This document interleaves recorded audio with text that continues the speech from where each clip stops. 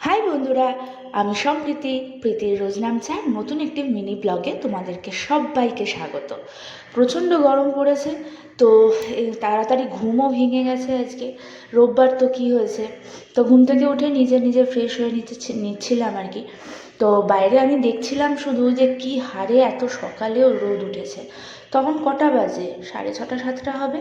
তো তখনই এত রোদের তাপ যে মানে মনে হচ্ছে যেন কিছু ফেলে রাখলে তখনই শুকিয়ে যাবে। তখন আমি ফ্রেশ হয়ে গেছি, মুখে জল ঠল দিয়ে মনে হচ্ছে যেন একটু স্বস্তি মিলেছে। তো তারপরে চলে এলাম ছেলের দুধ বসাতে আর বরের চা করতে। তো যতই আমি থালা বাসন মেজে রাখি না কেন, সব কিছু রাত্রিবেলা, সকালবেলা ওই রাত্রির সময়টুকুর মধ্যে আমার ছেলে এই গ্লাসগুলোকে নিয়ে নিয়ে এর মধ্যে কি সমস্ত নোংরা নিয়ে ঘেঁটে রেখে দেবে। তারপরে আবার আমাকে সকালবেলা এগুলো মাজা ঘষা করতে হয়। ওর পেছনে চিৎকার করতে করতে আমার পুরো শেষ। তো তারপরে চলে এসেছিলাম ওর দুধ আর চা করতে।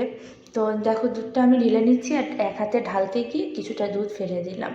আমার জন্য আমার এই হয়, মানে আমার কপালেই এই সমস্ত আছে।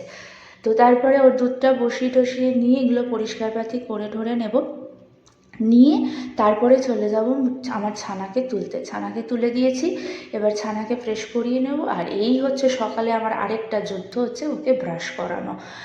ব্রাশ করানো তো নয়, মানে ওর সাথে আমাকে রীতিমতন যুদ্ধ করতে হয়, ওর পেছনে ছুটতে হয়, ওকে নানান রকমের গল্প বলতে হয়, অনেক কিছু কাঠখড় পুড়িয়ে তবে ওকে আমাকে এই ব্রাশটা করাতে লাগে।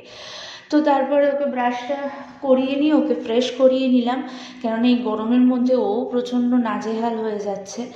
তো তারপরে দেখো, ওর দুধটা দেখতে এসে দেখি দুধটা পুরো ছানা কেটে গেছে। তো কিছু আর করার নেই, এটা থাক, পরে এসে একটু চিনি দিয়ে ছানাটা খাইয়ে দেবো নয়তো। তো কী করবো, এখন খালি পেটে থাকবে তো, দুটো বিস্কুট দিয়েছি, দিয়ে বলেছি তুই দুটো বিস্কুট খেয়ে জল খা। তারপরে তো অগত্যা আমাকে টিফিনের ব্যবস্থা করতেই হলো। বরমশাই বলেছিল রাত্রিবেলা একটু কাবলি চানা ভিজিয়ে রাখতে, তো ঘুগনি বানাবে। তো ওই জন্য ভিজিয়ে রেখেছিলাম। তো দেখো, এখানে ঘুগনিও রেডি। আর আমি কিছুটা ময়দা মেখে সকালেই রেখে দিয়েছিলাম। তো দেখো, আমিও চটপট লুচি বেলে নিচ্ছি। তো আমার বাড়িতে লুচিটা আমার ছেলে আমার বর দুজনেই খুবই ভালোবাসে, সেই জন্যই আমাকে মাসে প্রায় 3-4 বার লুচি আমার হয়েই যায়।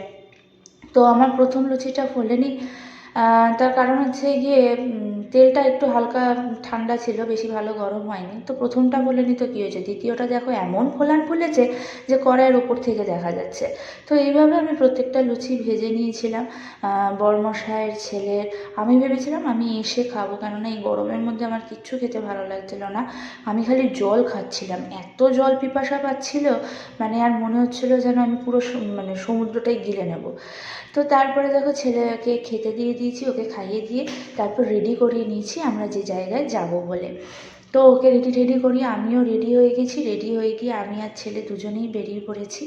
তো ছেলের তো খুব আনন্দ, সাথে সাথে আমারও। তো দেখো কোথায় চলে এসেছি আমরা। আমি ছেলেকে নিয়ে চলে এসেছি তবলা শেখাতে। ওর অনেক দিনের শখ ছিল যে ও তবলা শিখবে, তো তারপরেও শেখানো হচ্ছিল না। তো তাও ওকে অনেক কষ্ট করে ভর্তি করালাম। তোমরা ওকে খুব আশীর্বাদ করো যাতে ও সামনের দিকে এগিয়ে যেতে পারে, ওর স্বপ্ন পূরণ করতে পারে, ওর ইচ্ছা সমস্ত কিছু পূরণ করতে পারে। তো তারপরে দেখো চলে এসেছি বাড়িতে। বাড়িতে এসে পেপার টেপার পড়ছিলাম। আগে পেপার পড়ার খুব নেশা ছিল, কিন্তু মাঝখানে পেপার পড়াটা হতো না। তো এখন আবার নতুন করে পেপার পড়াটা ধরেছি। তো আগে তো বাড়িতে রোজ দিনই পেপার রাখতো, বাবা দাদা সবাই পড়তো। তারপরে কিছু খাবার দাবার খেয়ে দুপুরে রান্না করতে চলে এসেছিলাম, ডাল শাক কাঁকরোলপুর এই সমস্তই। তো তারপর ছেলেকে খাইয়ে দিচ্ছি। আর তোমাদের মিনি ব্লগটা কেমন লাগলো আমাকে শেয়ার করো।